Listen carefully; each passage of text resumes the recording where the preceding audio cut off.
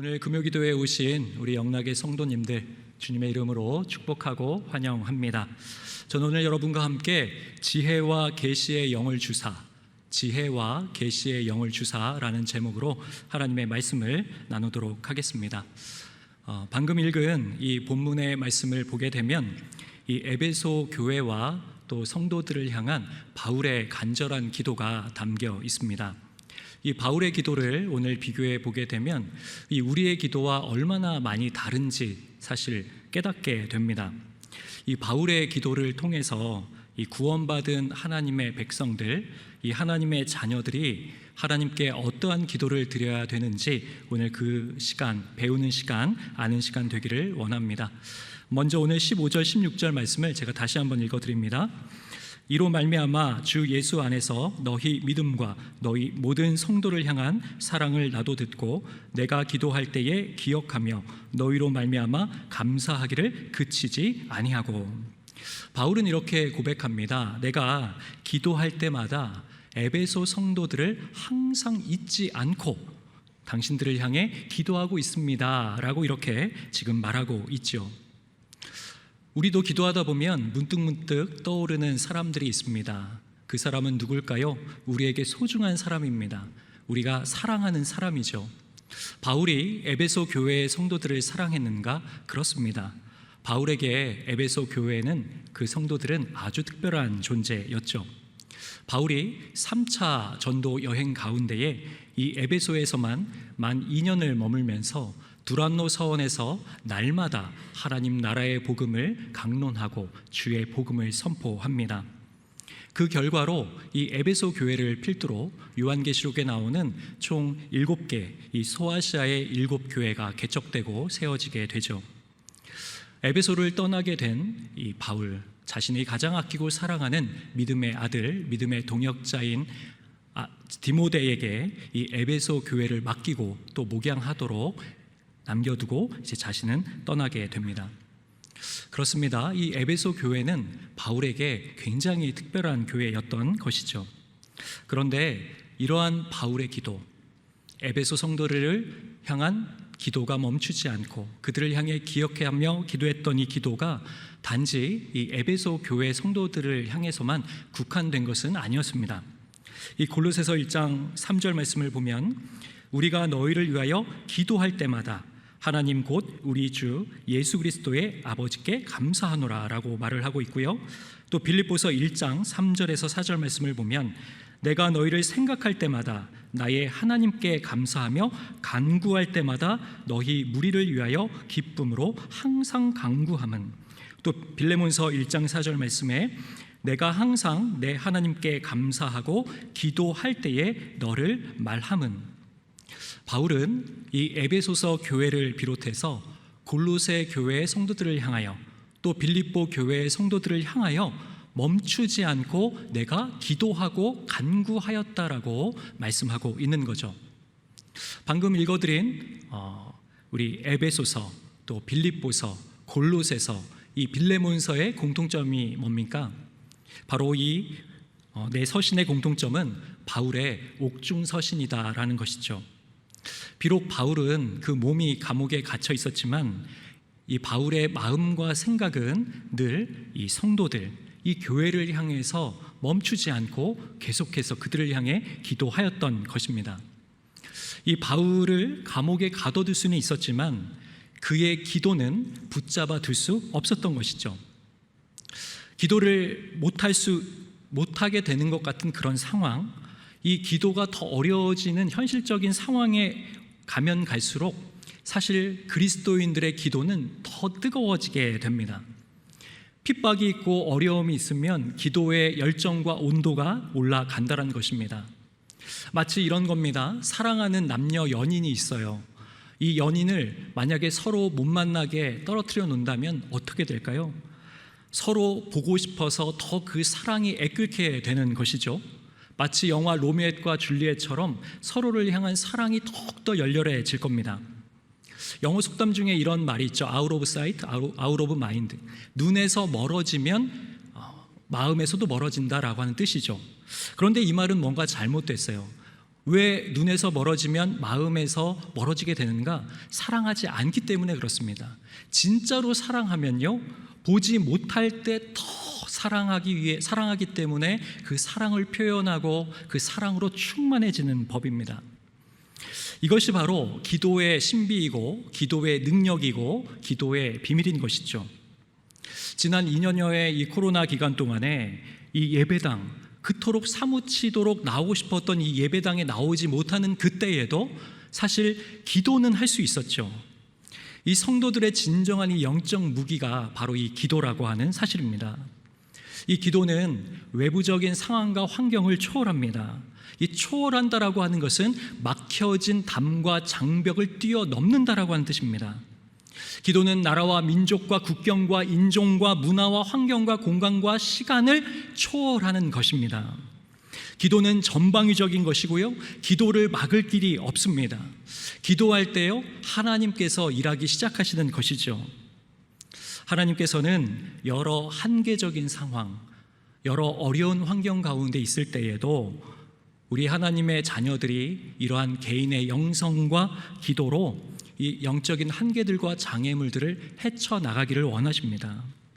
그런데 이 시대를 바라보면요, 그 어느 때보다 공동체로 함께 모여서 뜨겁게 주님 앞에 부르짖고 중보기도 하고 이 공동체적인 기도의 영성의 회복이 그 어느 때보다 절박하고 절실한 것이 바로 오늘날이라는 겁니다. 우리는 히브리서 10장 25절의 말씀을 반드시 기억해야 합니다. 모이기를 패하는 어떤 사람들의 습관과 같이 하지 말고 오직 권하여 그날이 가까움을 볼수록 더욱 그러하자. 이 시대를 살아가는 우리들이 반드시 붙들어야 될 말씀이죠.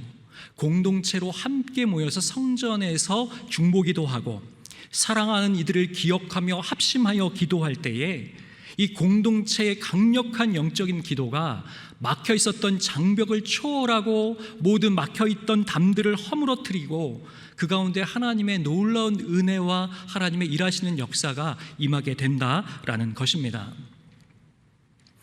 그렇다면은 오늘 이 바울을 보게 되면 바울은 항상 잊지 않고 기억하면서 이 에베소 공동체 교회와 성도들을 향해 기도를 했다라고 하는데, 그러면 이들을 향해서 오늘 바울이 무엇을 기도했는가, 그것을 한번 알아보겠습니다. 17절 말씀을 제가 다시 한번 읽어드립니다. 우리 주 예수 그리스도의 하나님 영광의 아버지께서 지혜와 계시의 영을 너희에게 주사 하나님을 알게 하시고, 이 바울이 에베소 교회 성도들을 향해 기도한 내용이 나오죠. 그것이 무엇입니까? 하나님을 알게 하소서라고 하는 기도였습니다. 이것은 에베소 성도들이 하나님을 잘 알지 못해서 드렸던 기도가 아닙니다. 이미 에베소 성도들은 예수 그리스도의 복음을 듣고 진리의 복음 그 터전 위에 굳건하게 서 있었죠. 그러나 그럼에도 불구하고 바울은 이들이 하나님 알기를 간절히 소망하고 끊임없이 기도했다라는 겁니다. 바울이 왜 에베소 성도들이 그것도 가장 먼저 기도할 때에 하나님 알기를 위해서 기도했을까? 그것은 하나님을 계속해서 알아가는, 하나님을 더 깊이 풍성히 알아가는 그 일이야말로 우리 인간이라고 하는 존재가 할 수 있는 가장 고귀하고 가장 놀라운 기적의 축복이 되기 때문에 그렇습니다. 이것은 먼저 바울 자신에게 적용이 되었죠. 바울 자신의 고백이었습니다. 이 빌립보서 3장의 말씀을 보게 되면은 바울이 하나님 믿기 전에 자신의 모습, 예수님 믿기 전에 자신의 과거를 간증하는 내용이 나옵니다. 바울은 이렇게 얘기를 해요. 나는 난지 8일 만에 할례를 받았으며 이스라엘 베냐민 지파의 히브리인 중에 히브리인이며 율법으로는 가말리엘 문하의 바리새인이고 열심으로는 교회를 박해하고 율법의 의로는 흠이 없는 자라고 이렇게 얘기를 하죠. 그랬던 바울이 이제 빌립보서 3장 8절에 이르러서는 이렇게 고백합니다. 또한 모든 것을 해로 여김은 내 주 그리스도 예수를 아는 지식이 가장 고상하기 때문이라. 내가 그를 위하여 모든 것을 잃어버리고 배설물로 여김은 그리스도를 얻고. 바울 그가 그의 전 인생을 통틀어서 무엇을 추구했는지 알 수 있죠. 바로 예수 그리스도입니다. 오직 하나님의 아들 예수 그리스도 아는 지식을 추구했고 그것을 간절히 소망했다라는 것이죠. 잠깐 이 지점에서 우리의 기도를 냉정하게 뒤돌아볼 필요가 있습니다. 우리도 예수 그리스도를 영접하고 하나님의 자녀가 되었습니다. 우리의 마음 가운데, 우리의 생각과 입술 가운데 하나님 앞에 드리는 기도의 제목은 어떤 것들입니까? 사실 우리는 너무나 하나님 앞에 부끄럽게도 지극히 현실적인 문제들만 놓고 기도를 하고 있습니다.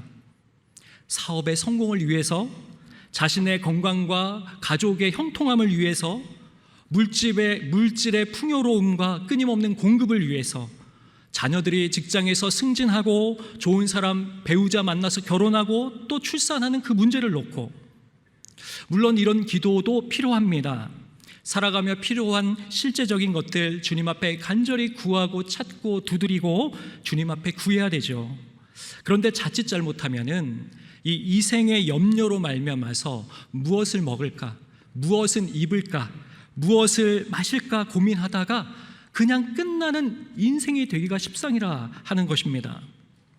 기도의 우선순위가 역전돼 버리면 하나님의 자녀가 기도해야 될 하나님 나라와 하나님의 의를 추구하지 않고 그저 눈에 보이는 급극한 것들을 놓고 기도하면서 세상의 노예로 전락해 버릴 수 있다라는 것입니다.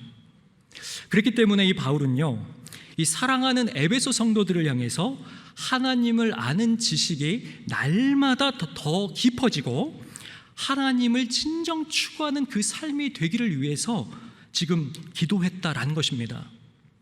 과연 우리는 지금껏 기도할 때에 하나님 당신을 더 알고 싶습니다라고 하는 그 진솔한 기도를 드린 지 얼마나 됐을까요? 바로 오늘 드리고 오셨다면 사실 너무나 행복한 것이죠. 오늘 우리가 그런 기도가 되기를 바랍니다. 그렇다면요, 어떻게 하나님을 알 수 있는가? 살아계신 하나님을 더 깊이 풍성하게 알 수 있는 그 길이 무엇인가? 오늘 바울이 그 길을 제시하고 있습니다. 그 구체적인 방법이 바로 17절에 있죠. 다시 한번 17절의 말씀 읽기 원하는데요, 같이 한 목소리로 한번 17절 말씀 읽어보도록 합니다. 시작. 우리 주 예수 그리스도의 하나님 영광의 아버지께서 지혜와 계시의 영을 너희에게 주사 하나님을 알게 하시고. 아멘. 하나님을 알아갈 수 있는 유일한 비결이 지금 이 안에 담겨 있는데 그것은 바로 지혜와 계시의 영이신 성령 하나님을 통해서만 하나님을 알 수 있다라는 사실입니다. 사람이요, 참 교만해요. 자신이 조금 형통하고 잘 되고 사회적으로 지위가 있고 잘 풀리면 내가 좀 잘 나가는 것 같아요. 내가 좀 똑똑해 보이죠. 남들보다 좀 많이 배웠고 남다른 지혜와 지식을 좀 갖추고 있다 하면은 어깨가 금방 들썩이죠. 그런데 사람의 머리로는요, 사람의 이성과 지성과 합리성으로는, 세상의 지혜와 세상의 방법과 세상의 논리로는 하나님을 알 수가 없습니다. 바울은 고린도전서 2장 4절에서 5절에서 이렇게 말씀합니다. 내 말과 내 전도함이 설득력 있는 지혜의 말로 하지 아니하고 다만 성령의 나타나심과 능력으로 하여 너희 믿음이 사람의 지혜에 있지 아니하고 다만 하나님의 능력에 있게 하려 하였노라. 사람의 지식, 세상의 지혜로는 하나님을 알 길이 없다라는 겁니다. 오직 성령의 나타나심과 성령의 임재와 성령의 능력으로, 성령의 밝히시는 조명하시는 능력으로만 하나님을 알 수 있다는 것이죠. 그래서 중세의 토마스 아퀴나스는 하나님이 누구신지 알 수 없음을 잊지 마라, 이것이 하나님에 대한 인간 최후의 지식이다, 이렇게 얘기를 했어요. 모든 지식의 최고봉까지 올라가게 됐을 때 깨닫게 되는 것은 하나님을 알 수 없다라고 하는 그 사실이다. 하나님을 안다라고 하는 것, 인간의 힘과 노력으로, 사상과 철학으로 불가능하다라는 것이죠. 우리나라의 살아생전의 이어령 선생님은 이런 이야기를 했습니다. 의무는 지성을 낳지만 믿음은 영성을 낳는다. 이 무슨 말이냐면 물음표와 이것을 느낌표로 이야기를 합니다. 이 물음표요. 물음표는 영어로 why죠. 왜라는 것이죠. 이 왜를 추구하다 보면 지성이 쌓여간다라고 얘기를 합니다. 그런데 이 느낌표는 무엇인가 불현듯 갑작스럽게 유레카처럼 깨달아지게 됐을 때 무릎을 탁 치면서 아, 그렇구나. 탄성이 느껴지는 그 느낌표는요, 내가 알아차리는 것이 아니라 외부로부터 주어지는 것이다. 그러므로 이 느낌표는 영성이다라고 이렇게 비유적으로 설명을 했습니다. 지성은 치열한 자기와의 싸움과 사투를 통해서 얻어내는 습득의 과정이라면, 영성은 전혀 다른 초월적인 개입이 있을 때에만, 주어질 때만, 수동태적으로 받아들여질 때만 알 수 있는 것이 바로 영성이다라고 이야기를 했죠. 그래서 이효령 선생님은 과거에 예수님을 영접하기 전에 40년 동안 내가 물음표와 이 느낌표 사이만 언저리만 왔다 갔다 하다가 드디어 예수님 만났다라고 얘기를 고백했죠. 오직 지혜와 계시의 영이신 성령님을 통해서만 하나님을 알 수 있습니다. 성령님이 임재하시고 성령님이 역사하시고 성령의 조명하시는 사역, 성령께서 내적인 조명을 밝혀주셨을 때에 우리 인생의 물음표가 느낌표로 바뀌는 역사가 일어나게 된다라는 것이죠. 이를 스위스의 신학자인 칼바르트는 이렇게 얘기를 했습니다. 우리 인간은 땅에 있고 하나님은 하늘 위에 계신다. 이런 말이에요. 일반적으로 이 개미라고 하는 곤충이 있죠. 개미 잘 아시죠? 이 일하는 일개미의 평균 수명은 약 1년 정도입니다. 그런데 이 개미들이요, 평생 인간을 한번 연구해 본다고 생각해 보세요. 인간 연구하기 위해서 학술을 해도 하고 세미나도 하고 컨퍼런스도 해요. 과연 개미가 인간을 1년 동안 얼마나 알 수 있을까? 개미들은 보통 인간을 뭘로 아냐면요, 바로 이 손가락으로 안대요. 왜냐하면 하도 인간이 개미들 나타나면 손으로 눌러가지고 인간은 손가락이라고 생각을 할 거예요. 만약에 인간 전체를 볼 수도 없지만 인간 전체를 보는 순간 개미는 인간이 이렇게 거대한 존재하고 그 자리에서 기절하거나 죽어버릴지도 몰라요. 개미는 그냥 인간을 손가락 하나 정도로밖에 인식하지 못합니다. 그것도 1년이라고 제한된 시간 가운데 과연 얼마나 알 수 있을지.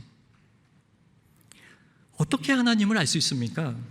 하나님을 알 수 있는 길은, 유일한 그 길은 오직 지혜와 계시의 영이신 성령 하나님을 통해서만 알 수 있다라고 하는 사실입니다.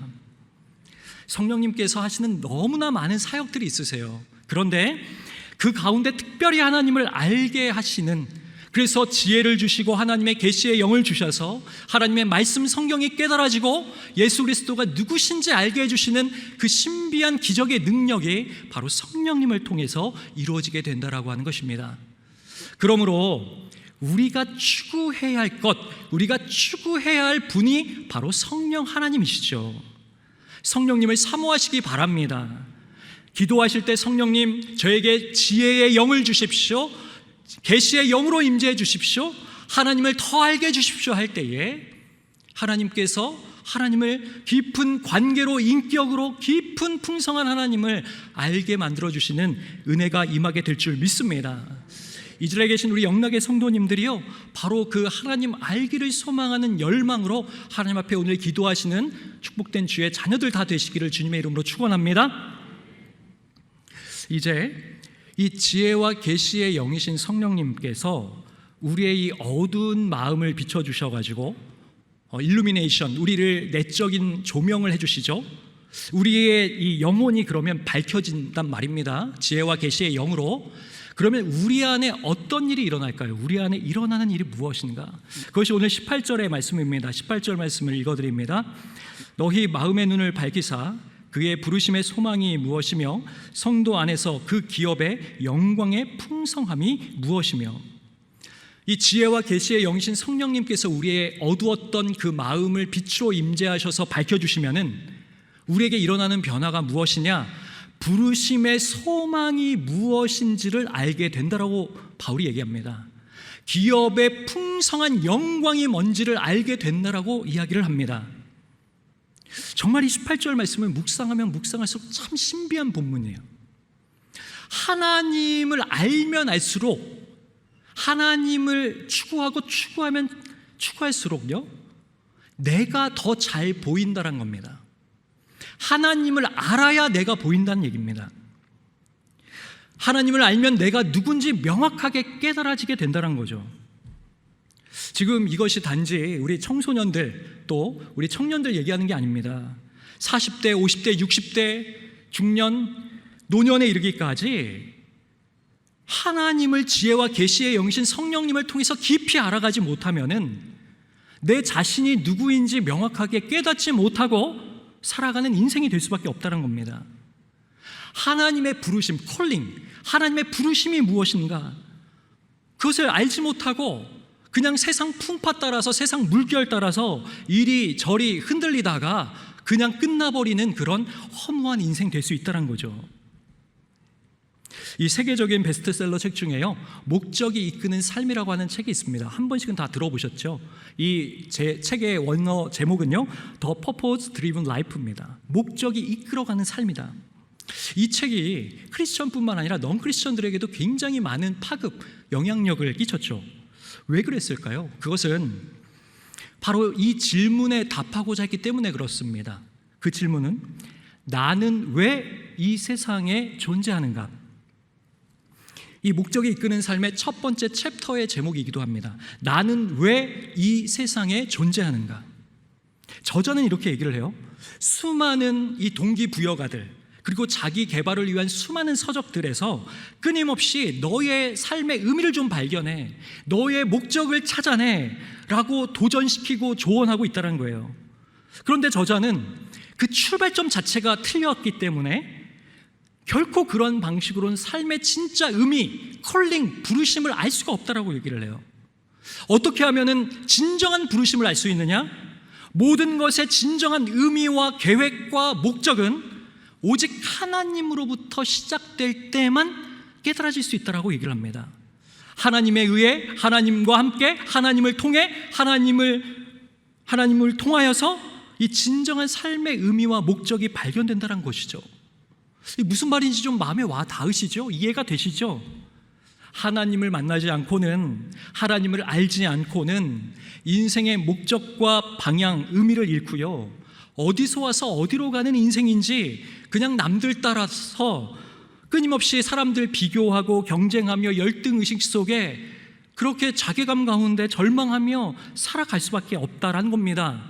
왜 인생의 목표가 부동산이 될까요? 남들이 부동산을 사니까. 왜 주식 좀 잘하고 싶을까요? 남들이 다 주식하니까. 왜 좋은 차 사는 것이 유일한 인생의 목적이 되어야죠? 남들이 좋은 차를 다 타고 다니니까. 사람들이 다 추구하는 돈과 명성과 이 명예, 물질, 그런 성공에 목말라서 허덕이는 것이 바로 이 세상 아닙니까? 그것은 다 이 하나님을 알지 못하기 때문에, 하나님의 콜링이, 부르심이 무엇인지 모르고 살아가기 때문에, 하나님이 인간에게 주신 유한한 시간이라고 하는 이 고귀한 가치를 허송세월하고, 하나님이 특별하게 부어주신 재정과 물질을 나 자신의 탐욕을 위하여서 탕진해버리고, 하나님이 한 사람 한 사람 고유한 달란트와 은사를 주셨는데 그 은사를 발휘하기는커녕 주의 영광을 위해 사용하기는커녕 땅에 묻어두고 밟아버리고 쓰지도 않고 그냥 맞춰버리는 인생으로 끝난다면 그것이 얼마나 안타깝고 낭비되는 인생이겠습니까? 그러나 지혜와 계시의 영이신 성령님을 통해서 하나님을 만나고 하나님을 알게 되면은 부르심을 발견한 인생이 됩니다. 이 부르심의 소망을 가지고 살아가게 됩니다. 이 부르심의 소망을 발견한 인생은요, 강력합니다. 내가 왜 태어났는가? 하나님 나를 향하신 그 목적과 계획과 뜻은 무엇인가? 나는 지금 무엇을 위하여 달려나가야 하는가? 하나님의 부르심, 콜링이 눈에 보이면요, 생사도 넘나듭니다. 이것을 사도 바울이 사도행전 20장 24절에서 이렇게 고백했죠. 내가 달려갈 길과 주 예수께 받은 사명 곧 하나님의 은혜의 복음을 증언하는 일을 마치려 하면은 나의 생명조차 조금도 귀한 것으로 여기지 아니하노라. 바울이 하나님 나라에 강력하게 쓰임받은 이유입니다. 사명을 위해서는, 부르심을 위해서는 내 생명도 조금도 아까운 것으로 여기지 아니하겠노라. 이것이 부르심으로 사는 인생입니다. 부르심의 소망으로 사는 인생, 이 세상의 가치와 목적을 추구하며 사는 인생과 근본적으로 다르지요. 진정한 능력이 여기에서 나온다는 것입니다. 우리의 부르심의 소망을 가진 사람은 기업의 풍성한 영광을 바라봅니다. 이 땅의 것이 전부가 아니라 하늘의 것을 추구합니다. 그렇기 때문에 다른 인생을 살아갈 수 있는 것입니다. 이 자리에는 우리 영락의 사랑하는 성도님들에게 바로 이 눈이 밝아지시기를 주님의 이름으로 축복합니다. 만약에 이 자리 가운데에 내가 한때는 좀 그랬던 것 같은데, 나의 어떤 영적인 싱싱함을 상실해버린 것 같다면은, 내 뜨거웠던 가슴이 냉랭하게 식어버린 것 같거든, 내 심장이 팔딱팔딱 뛰던 그 심장이 지금 멈춰버린 것 같거든, 오늘 기도하실 때에 나의 영의 눈을 밝혀주십시오. 부르심의 소망을 다시 보게 해주십시오. 간절히 부르짖을 때 성령께서 그 눈을 밝혀주실 줄 믿습니다. 요엘 2장 28절에서 이렇게 말씀하시죠. 그 후에 내가 내 영을 만민에게 부어주리니 너희 자녀들이 장래일을 말할 것이며 너희 늙은이는 꿈을 꾸며 너희 젊은이는 이상을 볼 것이며. 아멘. 나이에 관계 없다란 것입니다. 신분에 관계 없다란 것입니다. 성별에 관계 없다란 것입니다. 성령님이 임하시고 충만히 역사하시면 아무리 메마른 뼈랄지라도 새로운 꿈을 꿉니다. 새로운 비전을 가집니다. 이것이 어린아이의 일이 아니라 노년에 이르기까지 성령이 주시는 생생한 비전 가운데 주님 앞에 그 사명으로 달려간다라고 오늘 말씀하고 있는 것입니다. 오늘 성령님이 임하시면 식어진 그 마음 가운데 불이 임할 줄 믿습니다. 멈추어 주저앉아 있었던 그 자리에서 다시 걷고 뛰는 역사가 예수 그리스도의 이름으로 일어날 줄 믿습니다. 다음으로 바울은 이 에베소 교회의 성도들을 향해서 이제 이 실제적으로 이 세상에서 이 세상을 살아갈 수 있는 진정한 힘과 능력이 무엇인지를 알기를 기도했습니다. 오늘 19절 말씀을 제가 읽어드립니다. 그의 힘의 위력으로 역사하심을 따라 믿는 우리에게 베푸신 능력의 지극히 크심이 어떠한 것을 너희로 알게 하시기를 구하노라. 이 말씀을 조금 더 이해하시기 쉽게요, 제가 현대인의 성경으로 다시 한번 읽어드리면 다음과 같습니다. 또 믿는 우리 속에서 강한 능력으로 역사하시는 하나님의 권능이 얼마나 큰가를 알게 하시기를 기도합니다. 바울은 이 에베소 성도들을 향하여서 중보하면서 에베소 성도들이 하나님의 강력한 능력을 알기를 중보하며 기도했습니다. 그렇다면 이 하나님의 강력한 능력은 구체적으로 무엇입니까? 그것이 오늘 20절에서 22절까지 나와 있습니다. 20절에서 22절 읽어드립니다. 그의 능력이 그리스도 안에서 역사하사 죽은 자들 가운데서 다시 살리시고 하늘에서 자기의 오른편에 앉히사 모든 통치와 권세와 능력과 주권과 이 세상뿐 아니라 오는 세상에 일컫는 모든 이름 위에 뛰어나게 하시고 또 만물을 그 발 아래에 복종하게 하시고 그를 만물 위의 교회의 머리로 삼으셨느니라. 아멘. 하나님의 능력은 다름이 아닌 부활의 능력입니다. 하나님께서 그의 독생자 예수 그리스도를 죽은 자 가운데에서 다시 살리시고 하나님 보좌 우편에 앉히셨습니다. 성도란, 그리스도인이란 죽음의 권세를 깨트리는 이 부활의 힘, 이 부활의 능력, 이 부활의 권세를 가진 이들이라고 하는 뜻입니다. 이것이, 이 부활의 능력이 우리 그리스도인들의 궁극적인 부르심의 소망입니다. 죽어도 다시 살기 때문에, 부활의 능력이 이미 주어져 있기 때문에 이 부활의 영광을 아는 눈이 띄게 되면은 현실 가운데 찾아오는 그 어떤 고난도, 절망도, 우겨쌈도, 나를 죽이고자 하는 그 죽음도 이겨낼 수 있는 참된 소망이 있다라고 하는 사실입니다. 그렇기 때문에 세상에서 우리 그리스도인들이 일상을 매일매일을 어떻게 살아갈 수 있느냐? 바로 이 부활의 능력을 알고 살아간다면은 매일매일 전쟁터와 같이 치열한 그 삶의 자리에서, 삶의 현장에서 넉넉히 승리할 수 있다라고 하는 뜻입니다. 현실을 이겨낼 수 있는 우리의 부활의 능력이 우리 안에 있기 때문에 그렇죠. 이 부활을 산다라는 것은요, 부활로 산다라고 하는 것은요, 이미 결말을 알고 산다라고 하는 뜻입니다. 끝을 이미 알고 있다라고 하는 것입니다. 여러분, 끝을 알고 있으면요, 모든 것이 쉬워집니다. 어려웠던 것들이 다 풀려요. 이렇게 드라마를 막 보는데요, 요즘에는 넷플릭스나 이런 OTT 서비스를 통해 가지고 이 마지막 회를 먼저 볼 수 있단 말이죠. 이 마지막 회를 다 본 다음에 기승전 1회부터 볼 수 있나요? 볼 수 없죠. 내용이 너무 싱거워요. 너무 지루하고 이거 어떻게 될 줄 다 아는데 결론이 이렇던데 하고 보면요, 사실 별 볼 게 없습니다. 최근에 이번 주 중에 우리나라 축구 경기, 이 아프리카 이 강호라고 일컬어지는 이집트를 이 국가대표 평가전에서 4대1로 이겼잖아요. 저는 본방은 못 보고 하이라이트로만 봤는데 이미 이긴 경기를 알고 보니까요, 마음이 얼마나 편안하고 느긋하고 좋았는지. 저는 이 이집트랑 이렇게 대결하는 모습을 보면서 마치 구약의 출애굽의 그 바로왕을 이긴 것 같아서 너무 행복하더라고요. 이미 다 승리한 싸움을 그냥 우리가 살아가고 있는 거죠. 재방송 보는 게 바로 이 부활의 능력으로 사는 거죠. 이미 끝을 우리가 알고 있는 거 아닙니까? 초대교회 보면요, 이 핍박받는 성도들이 있었어요. 그들이 어떻게 죽었습니까? 로마의 원형 경기장 콜로세움에 집어 던져집니다. 그러면 어떻게 되죠? 사나운 맹수 사자가 나와서 갈기갈기 찢어 죽입니다. 그 죽음 앞에 당면한 이 초대교회 성도들이 찬송을 하면서 담담하게 마지막 인사를 이렇게 나눴어요. 엄마, 아빠, 딸아, 아들아, 조금 있다 우리 천국에서 만나자. 그들의 마지막 인사말이었어요. 어떻게 이런 일이 가능합니까? 그 무시무시한 죽음 앞에서, 그 잔인한 그 도륙의 현장에서 어떻게 이러한 고백이 나올 수 있습니까?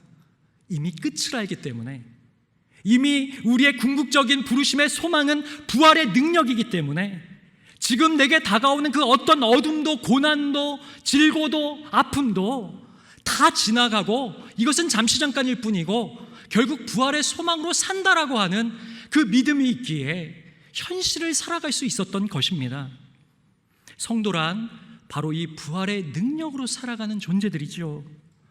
안개와 같이 혼란스러운 상황 속에서도요, 끝이 보이지 않는 인생이란 어두캄캄한 그 터널에서도요, 태양이 뜨면 순식간에 안개가 사라지고 그 빛이 서광이 밝혀지면 그 어두운 터널도 끝이 나고 환해지듯이 이 부활의 능력으로 살아가면 우리의 삶이 주님 빛 가운데로 걸어가게 될 줄 믿습니다. 세상에는요, 그 어떤 소망도 희망도 없습니다. 그렇기 때문에 허무하고 절망하고 그 끝은 사망인 것이죠. 그러나 우리에게는 참된 소망이 있는 것입니다. 부활의 주, 만유의 주, 만물의 통치자, 만유의 주권자이신 그 예수 그리스도가 부활의 능력으로 살아가는 우리와 함께 하신다면 이 세상에서 우리가 승리하게 될 줄 믿습니다.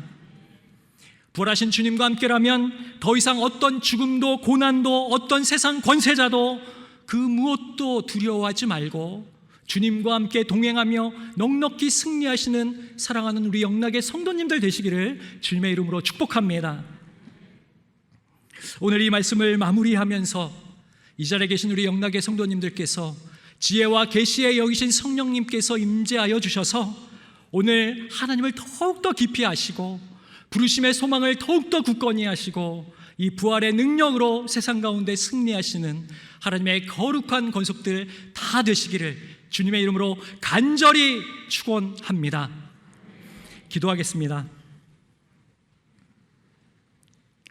살아계신 하나님 아버지, 오늘 이 시간 가운데 지혜와 계시의 영이신 성령으로 충만하게 채워 주시옵소서. 주님을 더 알기 원합니다. 우리 평생의 소원 주님 더 알기 원합니다. 주님, 오늘 주님을 더욱더 깊이 알 수 있는 은혜의 기도의 시간 될 수 있도록 성령 하나님 역사하여 주시옵소서. 막혀있고 장애물 가운데 두려워하는 모든 성도들 가운데 위로부터 임하시는 성령의 기름 부으심으로 말미암아 모든 묶였던 것들이 풀어지며 해방되며 자유를 얻는 귀한 복된 시간 될 수 있도록 주님 함께하여 주시옵소서. 부활의 권세와 능력으로 살아가는 저희들이 다 될 수 있도록 주님 은혜 베풀어 주시옵소서. 이 모든 것 감사드리며 우리 주님 예수 그리스도의 이름으로 기도드립니다. 아멘.